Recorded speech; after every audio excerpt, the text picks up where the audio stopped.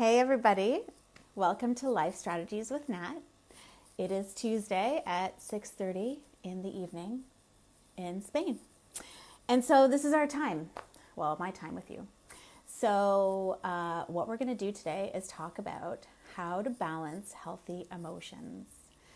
I was actually invited by the lovely Karen Louise to talk in her group. So I was able to do that today, and I thought, why don't I come in here and do the same?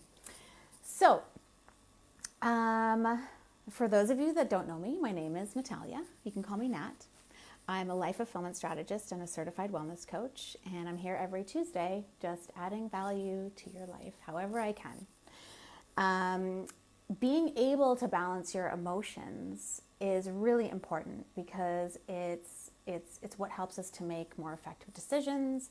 It's what helps us to be successful, and it really helps us in all aspects of our life, in our relationships, in our careers, in anything really. So, what I'm going to do is I'm going to just start here and then finish off in my Life Fulfillment Academy community for the full training. So I know this is something new. It's my second week doing it, but can you believe we're on episode 12?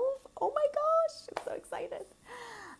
If there are things that you want to hear about, to learn about, let me know. And I'll do my best to bring in some content here. Okay, so what is an emotion? It's not the easiest thing to define, but the simplest way that I can put it is that it's a mental state, quite simply. So it's a mental state that's associated with a thought. Taking it a step further, a thought, feeling, or behavior. And they're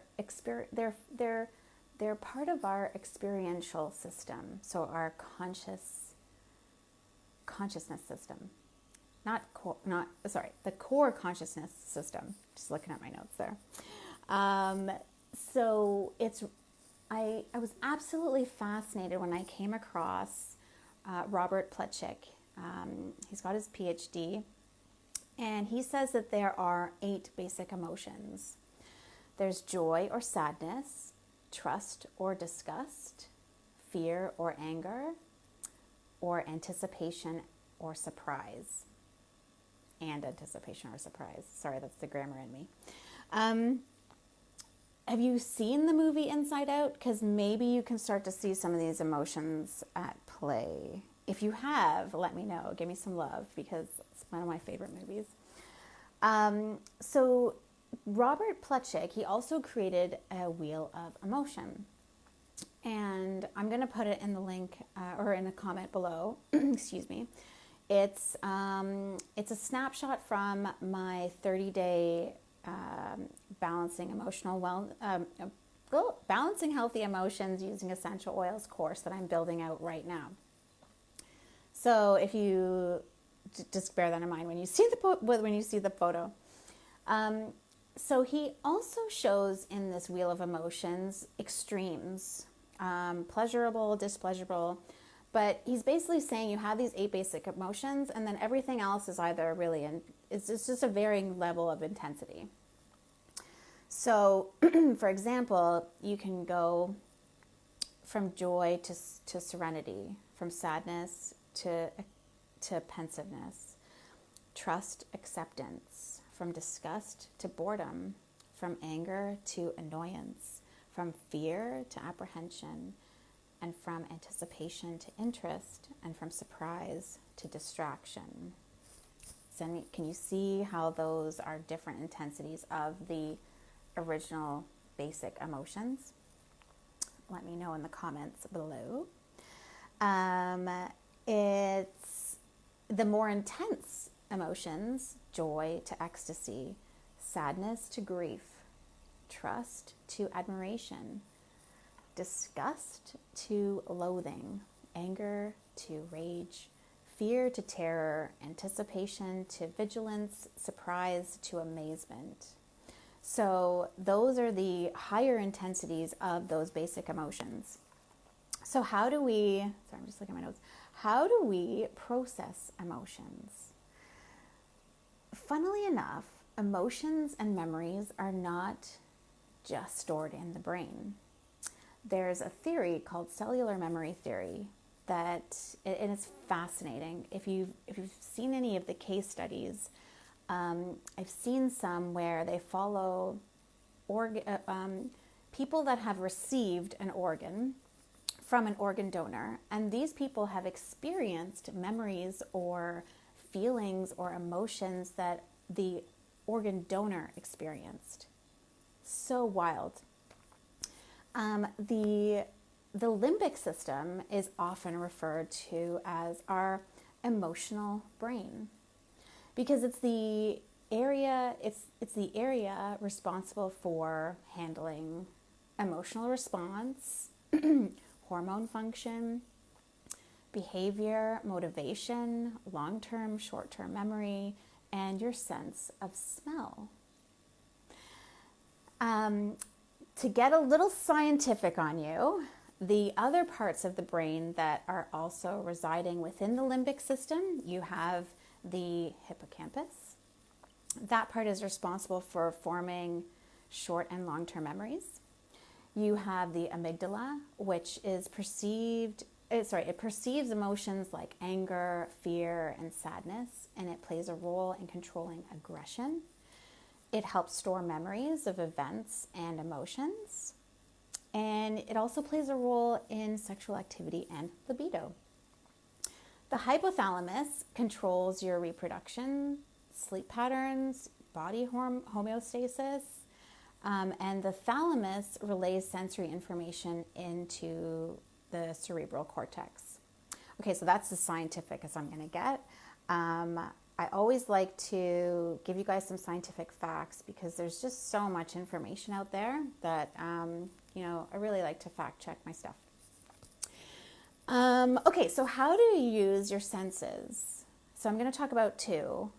Actually, I'm going to talk about three, and then I'll move on and give you the five in my Life Fulfillment Academy group. So touch. Touch is, like, you can use an anchor. I do this in, it's a coaching technique. So it's, an anchor, it will help you change a habit that's associated with a feeling. So eating out of boredom is a perfect example for this. So what you want to do is choose the behavior. And what I suggest, because it's something you want to be able to do when you're in public, like if you're in a meeting or something. So I always say, index finger to thumb, just touch it. You can also touch your arm in a certain way. Again, something that's not going to be super obvious if you can't be super obvious. And then what you want to do is then envision the behavior. So if the new behavior is not eating when you're watching television at night, then that's what you want your anchor to be. Amplify it, really get into it, really feel it. So what is going on? Okay, the television's on, that's the sound that I'm hearing. What other sounds, what other things are you hearing? Use your senses now to just really immerse yourself in that situation where you would normally do something else. We want to take out the normal and replace it with something new. So, and then you want to install the anchor. So immediately see yourself doing this behavior.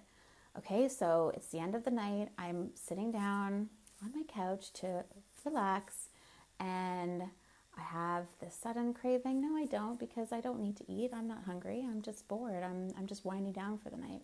Okay, so you go there, and then you just repeat it, try it. And if you don't find that it's working, that's totally normal. It's going to take practice. These things do not happen overnight. So just keep going and practicing, but make sure that before you start using the anchor, you actually feel how it feels to not be eating at night on the couch, for example. The other one we're going to talk about is sight. So visualizing or physically seeing something that is helpful, that helps calm you down, for example. So you got to make time to daydream. You got to make time to just have that sacred space in your home or have that go-to spot. Like for me, it's water. I love being by water, by the lake, by the sea. Thankfully, I get to be by the sea right now. But if I'm having if I'm in any of those intense emotions, I'm going by the water, because when I see the water, I am just almost immediately calm. Like I will look out to the sea and I'll feel limitless, because it is limitless. And suddenly what I'm thinking about doesn't really matter in the grand scheme of things.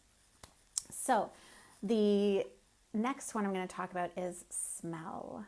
So smell is the most effective because it's your limbic system that is responsible for your sense of smell. So we talked about that earlier. And it's why when you smell your favorite food, your mind may go to a memory of a family dinner, or your mouth starts watering because your mind is it's thinking that you're going to have this food immediately. But that's not the case, is it? It also works with the smells that you don't like. Like you can see my face. It's already, whoa. Yes, Ellie. Absolutely. And so, when I smell jasmine, I think of my childhood. I think of my mom. I think of my niece. So, I think you're able to know, or maybe even think of some smells right now that leave you in a good place, or maybe a not so good place. Aromatherapy. So using essential oils can impact emotions. When you breathe in odorant molecules that are floating through the air, that they go into your nose and it elicits a response, just like what I was telling you about with jasmine. So let me just get a little scientific on you, because I think it's important, because it's important to understand the why. Like, how does this happen? How does a scent really just kick off something else? So you can, it's one thing for me to say, yeah, you remember when you smell your favorite food and your mouth starts watering? Okay, so, and I got this from Lindsay Elmore. She is fantastic. She makes science super fun, and she's got a wealth of information in terms of science and essential oils and holistic wellness. So that's kind of where I'm getting this nugget from. So excuse me while I just refer to my notes here, because it's pretty deep. No, I'm just kidding. So the odor molecules land on tiny hairs inside the nose. So not your hairs here, they're up more. They're called cilia. The cilia then start to vibrate, generating an electric signal. The signal travels up to a receptor cell, which starts to bundle packets of smell information, and then sends projections into the olfactory bulb. The smell information is even further bundled into packets that travel to the limbic system via pyramidal cells. And it's there in the limbic system, that's when the emotional shift occurs in response to the smell. So that's why you have that shift. It's fascinating.